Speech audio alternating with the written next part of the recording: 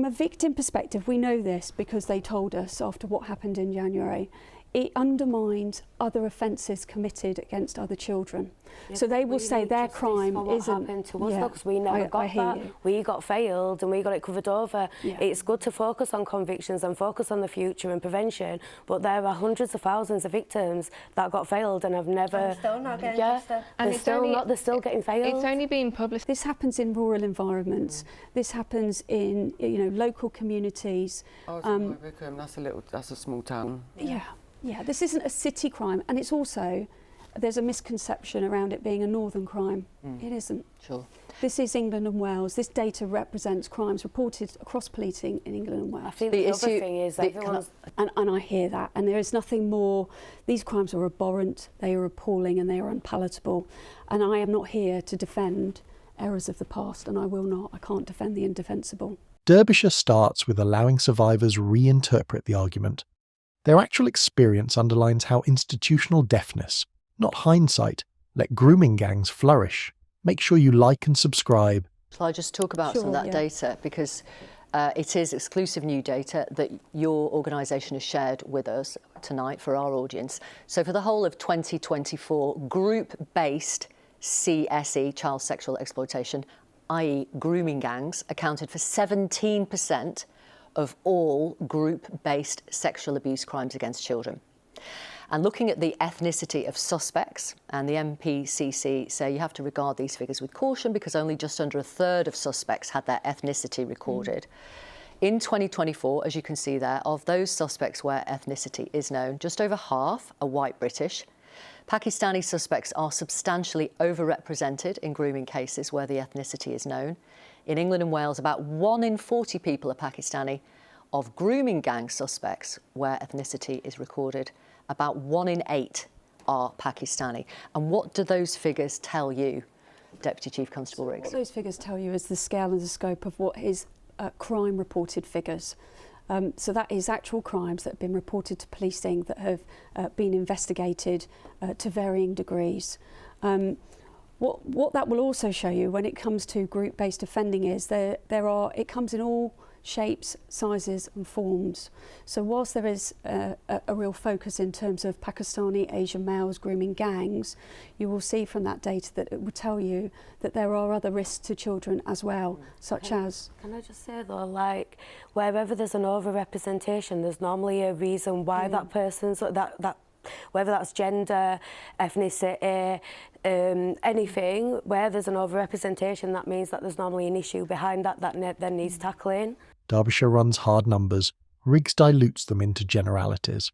The victims stress the obvious. Over-representation indicates not a random pattern, but rather a targeted failure. All of these issues need tackling. I'm not here to lessen any of this type of offending in the slightest. These are all abhorrent crimes. These crimes are still relevant today. These ladies are talking about historic crimes, but actually, is it happening now? The data, these are actually crimes that happen in society today. And in how many towns and cities? Because the leader of the Conservative Party says rape gangs have a presence in over 50 towns. What would you say? Yeah, I would say that out of the 44 forces that we collect this data from, the majority of those forces will have some form of group-based offending. In fact, all of them will have some form of group-based offending reported to them. Yeah. Yes. Okay. Yes. And are you able to say how widespread it is?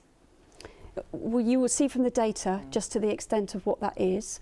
And as I've mentioned earlier, I genuinely think there would be, out of the 44 forces, there would be very few that would say that there isn't a crime of that type being investigated in their organisation. So are we saying most cities across England and Wales?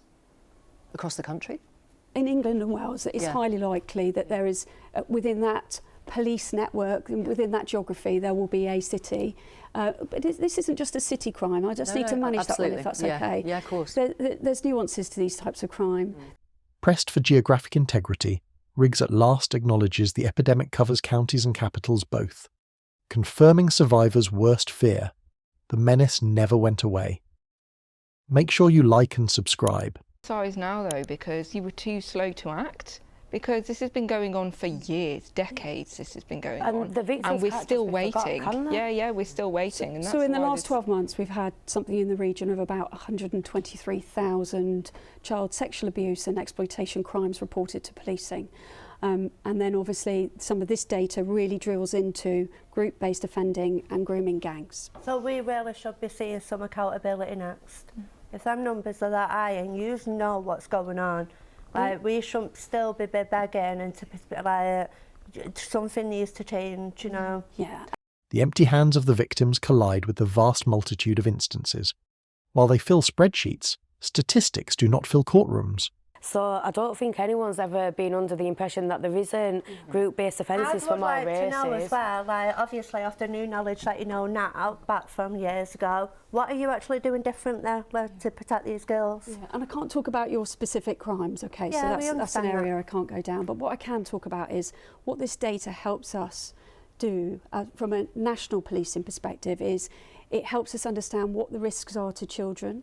It helps us it helps us shape our policy and our strategies. It helps us inform what resources that we need applied to protecting children, how we interact with other agencies such as children's social care. So are you doing education within like schools and stuff like that that's designed to impact the people most at risk of either becoming victims or perpetrators and stuff? Without a doubt. And obviously this piece of data is actually very new. The first time that we produced this data because of the emerging picture, because of the concerns that were being reported through members of community, through our partnerships.